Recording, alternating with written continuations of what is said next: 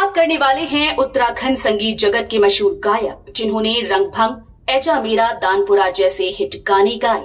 साथ ही उन्होंने अब तक कई नए पुराने सुपरहिट गाने देकर लोगों के दिलों में खास जगह बनाई। अब तो आप समझ ही गए होंगे कि हम मशहूर गायक प्रहलाद मेहरा, जिन्हें लोग प्यार से प्रहलाद दा कहते थे, उनकी बात कर रहे हैं। आखिर प्रहलाद मेहरा को कौन नहीं जानता। प्रहलाद मेहरा उत्तराखंड के संगीत जगत की मशहूर शख्सियत में से एक हैं। अफसोस की बात कि अब इनके मधुर स्वर में हम कोई नया गाना नहीं सुन पाएंगे।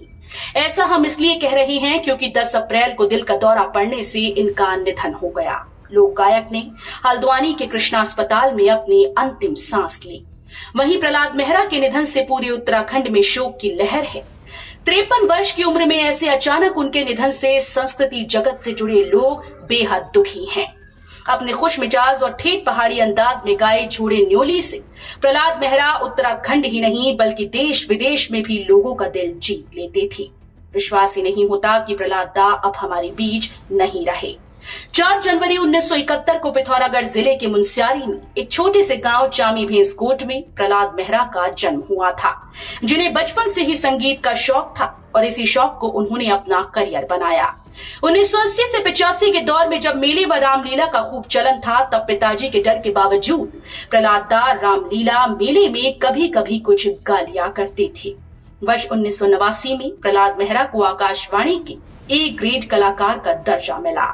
प्रहलाद मेहरा ने कुमाऊं के सुर सम्राट स्वर्गीय गोपाल बाबू गोस्वामी, स्वर्गीय हीरा सिंह राणा, नैन सिंह रावल को अपना गुरु माना और उन्हीं को सुन गाने लिखने की उन्हें प्रेरणा मिली।